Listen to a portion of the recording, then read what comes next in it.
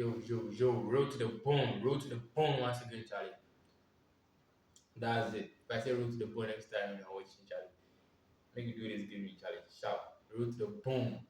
About of it will be almost the main thing about it will be almost about. So, Charlie, today we'll be continuing with Invincible Pro. Like this will be part two of Invincible, the video I made earlier. And with that, I said how to become invincible, how to become strong, too powerful to be beaten you up. And it wasn't here, not strong here, you are not strong. It's important. This one is also important, but the most important one is here, you are. So how to be strong here so that you don't get bothered. So this one is the part two, and the part one is they can go search it and watch so that you get to relate to this one too very well. So that one I mentioned some points over there and I explained them. First one was cap concepts, my scholarship journey, the universe language is action, you know when it comes. That was the point in part one. So the second point, the reason why I didn't add the second point at once is because you know, they are very, very main topics, just like the first. So when I add them, it will be too lengthy and it will be like you'll be listening to the same voice for almost too long. So I thought you should have some break. So Charlie, this is the part two, and the part two, let's dive straight into the points, Charlie. So the first point is semen retention. About semen retention, you talking about it. I already made a video on it before, but with this, it's related to invincible, being invincible. I would say it the same way, yet using different phrases so that you get to understand it's more simpler. But so that if you really want to do it, you will have a reason behind it. But and semen retention is like this semen, this thing that you inject into a woman for her to make baby. So that's a human, whole human, with all the vitamins, with everything that creates a human in it. So that thing is already in you. So if you are keeping it, that means those items that will come out to form a whole human is in you. So what will happen? If there's anything going wrong, if there's anything happening in your body, if anything at all from your head to that thing will like to fix it. Anybody who has practiced semen retention will um you know can tell you that like it fixed something. Like if already had something going, some problem going on, if they were used to do masturbation earlier on and they stopped and they started doing semen retention, they will tell you that I used to feel this pain here, it stopped. I used to feel like this, it stopped. I used to feel you back.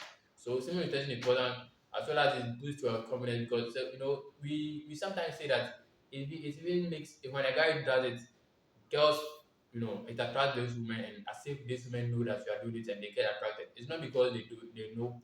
Like I watched another video and the guy said it's not because these women don't know shit, they don't know that you are doing anything. And I was doubting him, I was challenging him for some time in my mind, and I got to realize that yeah, it's true. It's not that these girls or women know that you are doing that's why it's attracted, but they semen in you because you have not masturbated, released it. That kind of pressure that wants you to release it, you've conserved it, like you've suppressed it, so it's in you. So there's a kind of power in you already. So it makes you behave in a way just according to what the universe plans for you or what you are supposed to be doing.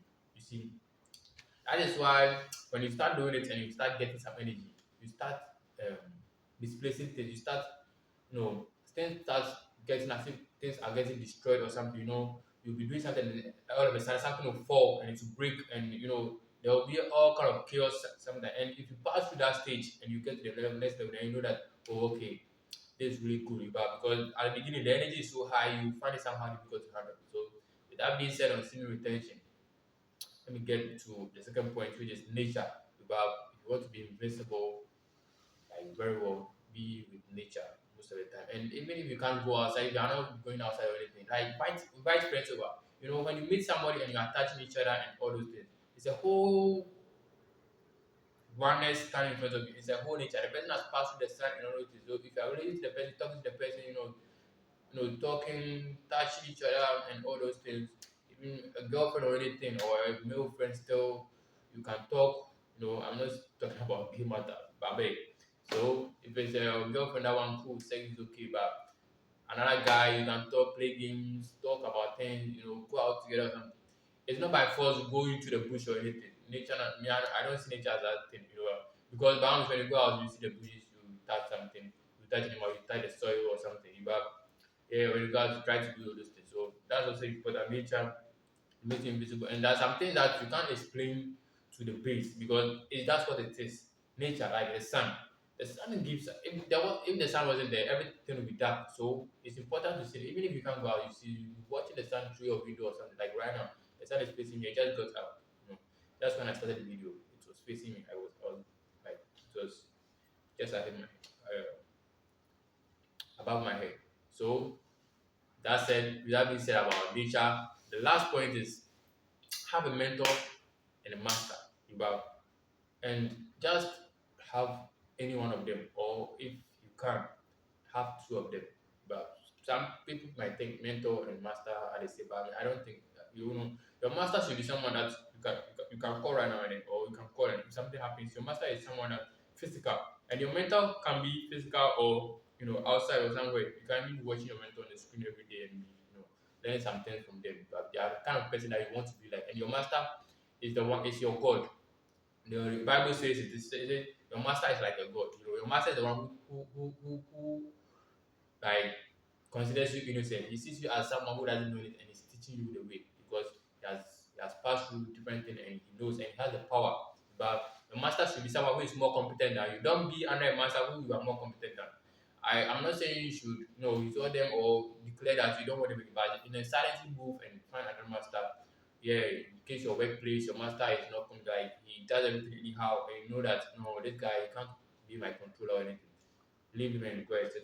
Because your master should be someone who represents the God on earth. I'm not saying you shouldn't worship the Almighty God, but that's what the Bible even says. It says the master. So, like, if God says, if the Bible says go to church or something, go do something on Saturday, and your master says come and do this thing instead, you follow your master. You don't obey what the Bible said. You understand? Your master. So if you find your master is being too against or anything, then that one is up to you to decide if you want to still follow your master or want to change. And, I'm not sure it's a good idea to change masters too much. But I've changed masters severally, and I know like yeah, I've had incompetent masters. I changed them. If you start my fourth with them, I will be real for here. So that's the last point. I have 3 points over. So let me just, I just wanted to say it fast so that you get the 3 points. And if you want to go research something about it, so that you can go do it on your own and you know more about it. So they were semen retention, nature, and have a mentor and a master. So I have some few seconds left. Let me just say something, and it's about to be invincible, to be like strong mental. Don't be too reactive to some things. Don't react. Be proactive instead. About like you are angry, you feel envy. Switch. It's natural for them to come, but you just watch them switch. I'm not saying I'm perfect in dealing with all those. Yeah, but the techniques that I've used that work for me are the ones that I share here because some people haven't been in some situations, and I'll not wait for them to be there because I also had help from other people. But an example is when I lost my mom, I was very confused and thinking too much, and I was like, "Oh damn, what's going on, Charlie?" I didn't understand the whole thing. Is she really dead? I expected people dying, but my mom was very close, and even when the incident was about to happen, just was sick. When she was about to leave, it was like I had a very severe headache that it doesn't happen often. Like it has never happened before. It was very severe, and just after I left, they said, "Oh, your mom is gone."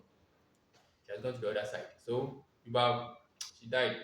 And after that, after a week or I think let's say less than a week, but more than 2 days or 3 days, I was like confused, sitting there thinking, and I was like, so what's happening? And it's my bigger brother, my auntie's son, a brother who I talked to him, who came to me, and he rescued me from that, you know, mental uh I don't know if it's a mental prison or something. Like I was deep into thinking what happened to my mom, and I was like, "Ish." So I was even much concerned about what will happen. I also be like that or something, or how, and I can't tell what the sentence was, but I was just deep in thought. So it was like he came in and he just said some few words and he saved me. Like it got me into doing what I'm supposed to be doing instead. But he just said, "You do know something? Even your mom, maybe she doesn't know she's there. Though. She's probably doing something somewhere. She's probably busy doing something somewhere, and she's doing her own thing. She's not feeling any pain, but."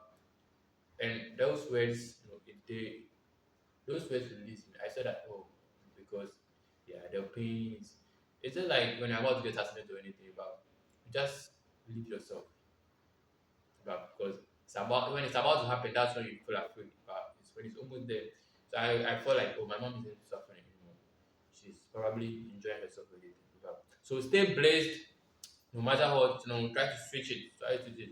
When you're hungry, still go to work. When you're sick and you think you can still be active, still go to work, go check on somebody, call somebody. Yeah, but don't let rejection and all these problems keep you down, Charlie. Keep moving. Once we are alive, life is priceless. Nobody, if you talk say your life can determine what your life should be. It's yours. That's your gift from God.